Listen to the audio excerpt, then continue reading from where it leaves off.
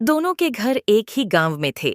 इसी कारण दोनों कॉलेज के बाहर भी खेलने के लिए एक साथ जाया करते थे।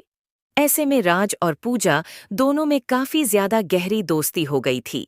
दोनों में काफी ज्यादा मित्रता होने के कारण दोनों एक अच्छे दोस्त बन गए थे।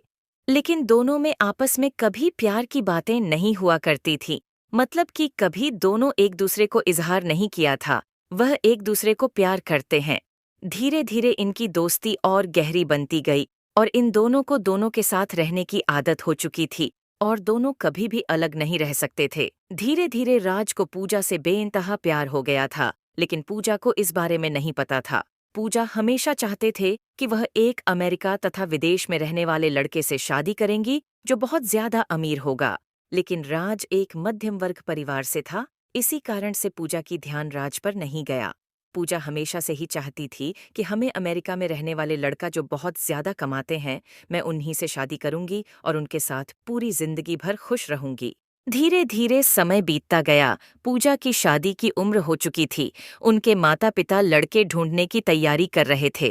जैसे ही एक दिन पूजा राज से कहती है कि मेरे पिताजी तथा माताजी मेरे लिए लड़का ढूंढने का प्रयास कर रहे हैं, इतना सुनते ही राज के पैरों तले जमीन निकल गई, क्योंकि राज भी पूजा से बेइंतहा प्यार करता था।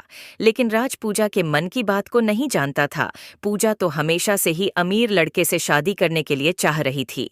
ऐसे में राज की पूजा से शादी नहीं हो सकती थी। इस कारण से राज चुप ही रहा और जो हो रहा है उसे होने दिया। धीरे धीरे जैसे ही उनके माता पिता लड़का ढूंढने का प्रयास करने लगे थे, वैसे ही एक अमेरिका से लड़का आया था शादी करने के लिए, जिसका नाम पीयूष था। बहुत ज्यादा अमीर घर का लड़का था। वह अमेरिका में जॉब करता था और उसकी महीने की कमाई तकरीबन $500 प्रति घंटा थी।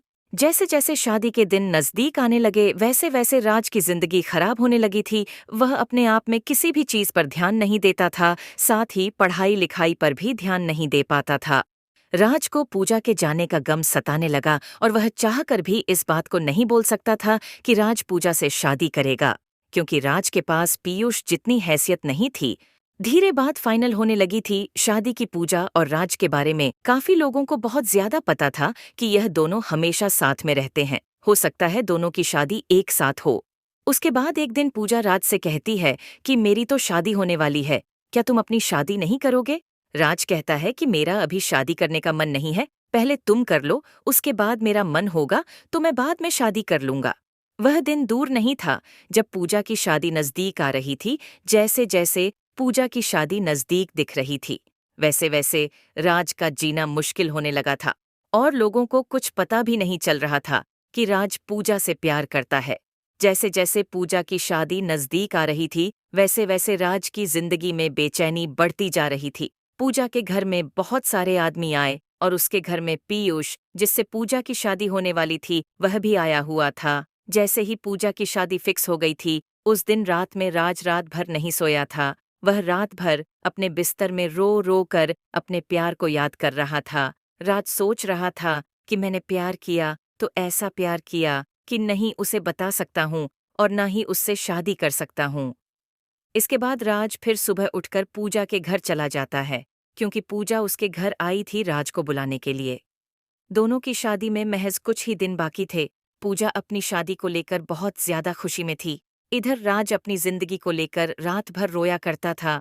दोस्तों, हमेशा से ही प्रेमी प्रेमिका के बीच में यही सब होता आया है। जब भी कोई किसी से सच्चा प्यार करता है, वह उसे बहुत ही मुश्किल से मिलता है और सच्चे प्यार की कहानी का बहुत जल्दी अंत हो जाता है।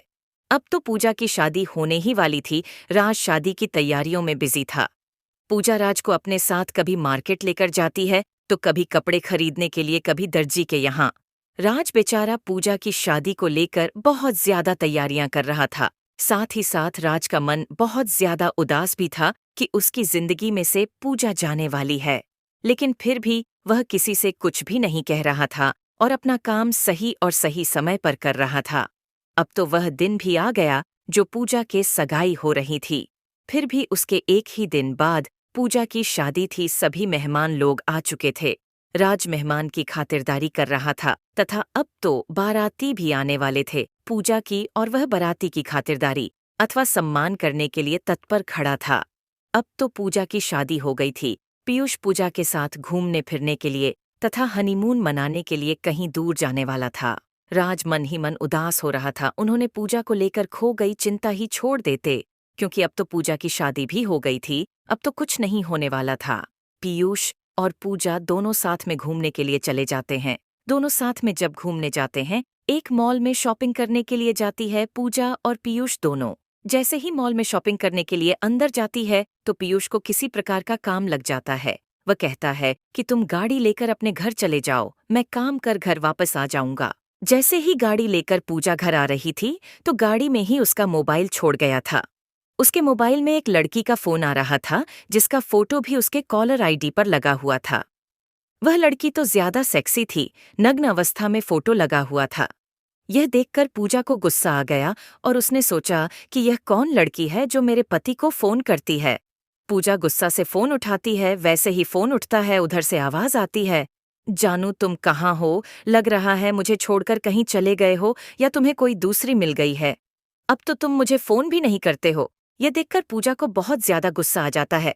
हुआ फोन काट देती है। जैसे ही पूजा फोन काटती है वह बहुत ज्यादा गुस्से में होती है। वह गाड़ी इधर उधर और बहुत ही स्पीड चलाने लगती है।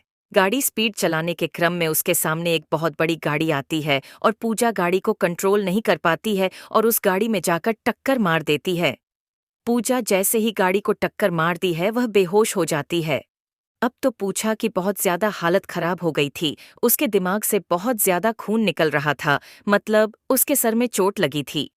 जैसे ही ऐसी जानकारी पूजा के घर वाले तथा राज को मिलती है, वह तुरंत ही दौड़े दौड़े शहर जाकर अपनी पूजा को हॉस्पिटल लेकर आता है। हॉस्पिटल ले जाने के क्रम में पूजा की हालत बहुत ज्यादा खराब हो जाती है, जिस कारण से उसे बहुत ज्यादा मात्रा में उसके सर से खून भी निकल रहा था। ये देखकर राज को बहुत ज्यादा फिक्र होने लगी थी, लेकिन फिर भी वह पूजा को संभालकर हॉस्पिटल लेकर गया। हॉस्पिटल लेकर जाने के बाद डॉक्टर ने चेक करता है और कहता है कि इसके दिमाग में चोट आई है, पूजा की दिमागी हालत सही नहीं है। हो भी सकता है यह पूजा को अब कुछ याद भी ना आए और याद आने में कितना दिन लग जाए यह कह भी नहीं सकते हैं।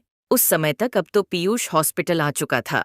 डॉक्टर की यह बातें सुनकर पीयूष कहता है कि अगर इसे याददाश्त नहीं आएगी तो मैं इससे नहीं रखूंगा। अगर इसकी स्वास्थ्य सही नहीं रहेगा तो यह मेरे कौन सा काम आएगी। इससे बेहतर होगा कि मैं कोई दूसरा शादी कर लूंगा। आप अपना बेटी को देख लीजिए। ये बात पीयूष कहता है पूजा के माता पिता से, लेकिन पूजा के माता पिता भी इन सभी बातों को नहीं बोलना चाहते थे, नहीं सुनना चाहते थे, क्योंकि उसके बेटी की तबीयत बहुत ज्यादा खराब थी। वह जल्द से जल्द चाहते थे कि उसकी बेटी पूजा पहले सही हो जाए, उसके बाद जो होगा देखा जाएगा। इतना कहते पीयूष कहाँ से चला जाता है और कहता है कि अगर इसकी तबीयत और इसकी दिमागी हालत पूरी तरह से सही हो जाए तो मुझे बता देना। कुछ दिन बाद पूजा की हालत सही हो जाती है तो एकदम स्वस्थ हो जाती है और घर चली जाती है। लेकिन पीयूष की हकीकत जानने के बाद पूजा कहती है कि उसका चक्कर बाकी अन्य लड़कियों से भी चलता है, इस कारण से मैं फिर उसे शादी नहीं कर सकती हूँ। उसके बाद पीयूष बहुत ज्यादा मिन्नतें करता है, लेकिन राज के माता पिता और पूजा के माता पिता नहीं मानते हैं। उसके बाद पूजा अपना रिश्ता सारा उसे तोड़ देती है और दोनों फैमिली के बीच पूरी रिश्ता खत्म हो जाता है। उसके बाद पूजा और राज की शादी बड़े ही धूमधाम से सभी के आज्ञा के अनुसार होती है। शादी के दिन पूजा और राज बहुत ज्यादा खुश थे।